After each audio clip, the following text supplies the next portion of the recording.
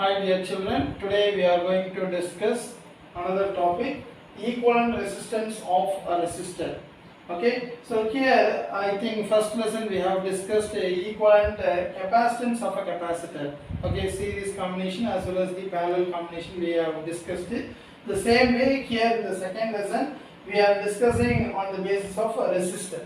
Okay, so equivalent resistance of a resistor we are calculating. And first we have taken a few resistor and here we have taken a 3 resistor. Okay, here we have taken a 3 resistor and it is namely as R1 and R2, R3. All the 3 are connected in series. Okay, across this resistor there is a potential we have introduced and that is denoted in terms of V. Okay, so through this potential there is a current will be passes through in this resistor, across this resistor, and this is denoted in terms of I. So I is the flow of current through this circuit. Okay, now when the current is passes through across this resistor, okay, according to Ohm's law, there is a potential is developed across this resistor R1 and this will be denoted in terms of V1. Similarly, when the current is passes across R2, there is a potential will be developed across R2 and that is denoted in terms of V2. Okay, the same way across R3 there is a potential will be developed and this will be denoted in terms of V3. Okay, right. The same thing only in parallel also. Later we will discuss that one. Now, how can we calculate the total potential? So, total potential V, which is equal to, by adding these 3V, this is equal to the sum of this total value.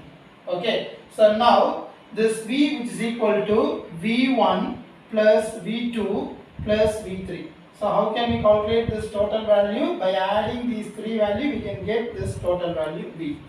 So what is that Ohm's law?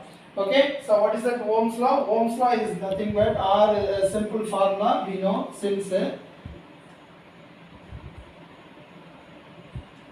okay, Ohm's law formula V, which is equal to I into R. Okay, now with respect to V1, what will be this equation? So for example, therefore V1, which is equal to I is common for all the 3 resistors, so I into R1.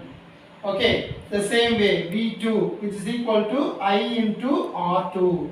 Same way V3, which is equal to I into R3. Okay, right. Now these 3 values we have to substitute in this above equation. Okay, so maybe we can represent equation number 1. So all these 3 values we have to substitute in equation number 1. By adding that, you will get, okay, by applying that in equation number 1, you will get I R1 plus I R2 plus I R3. Okay, I is common in all the 3 terms so that we can take it outside.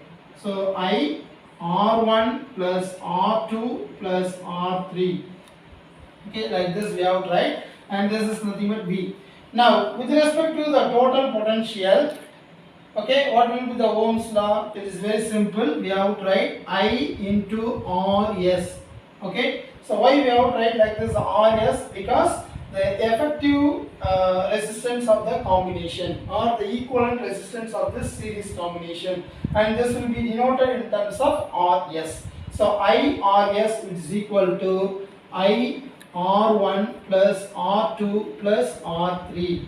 Okay, so here we have to just cancel because I in both sides we have, so it will be cancelling each other, and final answer, what is that Rs, which is equal to R1 plus R2 plus R3. Okay, the total resistance, or we can say that equivalent resistance of the series combination is equal to the algebraic sum of the resistor which is involved in the series resistor or the series combination. Okay, so this is nothing but series. Okay, series circuit. Next we are getting to a parallel combination, and here also we have to represent 3 resistors. One is R1 and another one is R2. The third one is nothing but R3. Okay, now what is the potential we are introducing? V. So this is the amount of potential we are introducing in the parallel combination. Now when from this, what is the amount of current will be driven? So I amount of current will be driven, or it is flowing through the circuit.